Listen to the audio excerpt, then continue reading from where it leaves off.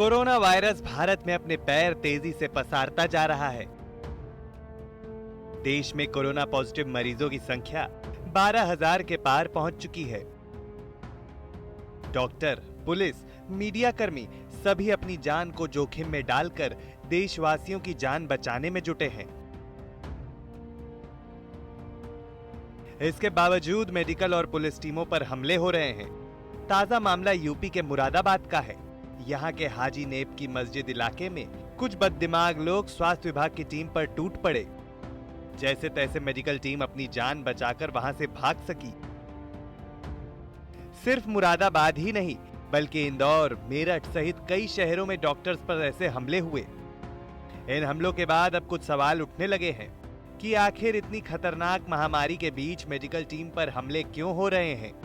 क्या मुस्लिम समुदाय को किसी तरह का कोई शक या डर है जिसकी वजह से वो डॉक्टरों की टीम पर भरोसा नहीं कर रहे।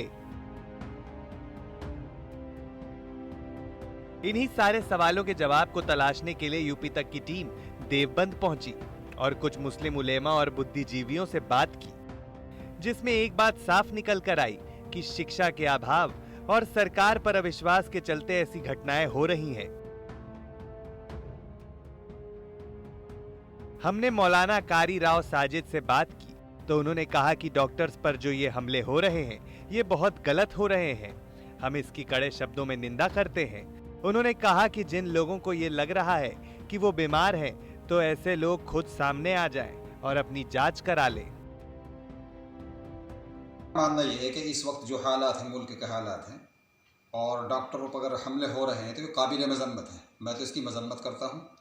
डॉक्टर लोग अपनी जान को जोखिम में डालकर वो हमारे इलाज के लिए ही ये कदम उठा रहे हैं, चाहे वो डॉक्टर हो, नर्स हो या पुलिस प्रशासन हो या मीडिया के लोग हो, कोई भी हो। ये सब लोग हमारे फ़ायदे के लिए कर रहे हैं। इसमें हमारा भी फ़ायदा है, हमारे परिवार का भी फ़ायदा है और हमारे समाज का और हमारे पूरे देश का फ़ायदा है। उन लोगों को जिनको लग रहा है कि हम बीमार हैं उनको तो खुद ही सामने आ जाना चाहिए और डॉक्टर के यहाँ जाकर अपनी जांच करा लेनी चाहिए ऐसे लोगों को। इसमें हर्ज क्या है?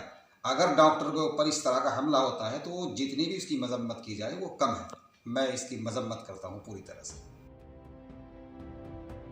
वहीं मशहूर शायर डॉक्टर नवाज देवबंदी ने कहा कि हमें उन्हें विश्वास में लेने की जरूरत है। सरकार उनको ज्यादा से ज्यादा सुविधा दे और उनकी ये जिम्मेदारी है कि वह मेडिकल टीम को, शासन को, प्रशासन को पूरा सहयोग करे।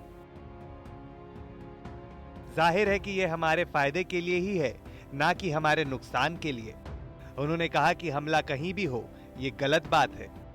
इस लड़ाई को हमें मिलजुल कर लड़ना है।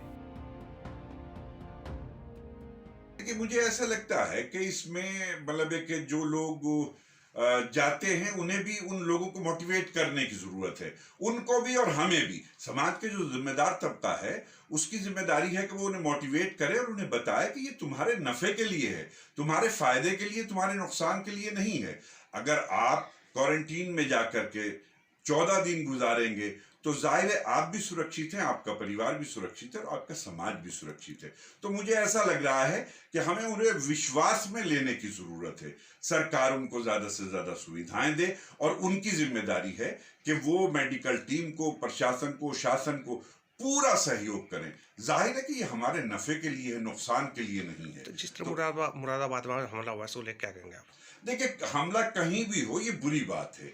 ये मौका ऐसा नहीं है बल्कि मिलजुल करके इस लड़ाई को लड़ना है। सबको इत्तेफाक से लड़ना है, मोहब्बत से लड़ना है, प्यार से लड़ना है और तभी हम आगे बढ़ सकते हैं और जीत सकते हैं जब हम सब मिल करके इसको आगे बढ़ाएंगे। और मैं समझता हूं कि हमारे पढ़ा लिखा जो तबका है उसकी ज्यादा जिम्मेदारी है कि वो ऐसे लोग, और सबसे बड़ी बात यह है लोगों को समझना चाहिए कि दारुल नदवा और बरेली, अजमेर, तमाम उलमा और सूफिया ने ये फैसला किया है कि भाई हम लोगों को अपने घरों में रहना चाहिए, अपने घरों में रहकर इबादत करनी चाहिए। तो ऐसे हालात में अगर कहीं कोई खराबी पाई जा रही है, बीमारी के लक्षण पाए जा रहे हैं और उनको क्वारंटीन किया जा रहा है तो ये कोई बुराई की बात नहीं है। इसको हमें समझने की जरूरत है। खासतौर से जो हमारा नौजवान तबका है उसको समझने की जरूरत है कि ये हमारे फायदे की चीज है, हमारे नुकसान की चीज नहीं। जब कोरोना के खिलाफ हमारी लड़ाई अपने चरम पर है, जिन योद्धाओं के जरिए हम इस लड़ाई को जीतने का ताल ठोक रहे हैं, उन्हीं पर ऐसे हमले ये बर्दाश्त के लायक नहीं हैं। महामारी के इस मुश्किल वक्त में मेडिकल स्टाफ की सुरक्षा ही सर्वोपरि होनी चाहिए। देवबंद से पिंटू शर्मा के साथ आशीष शुक्ला, यूपी तक।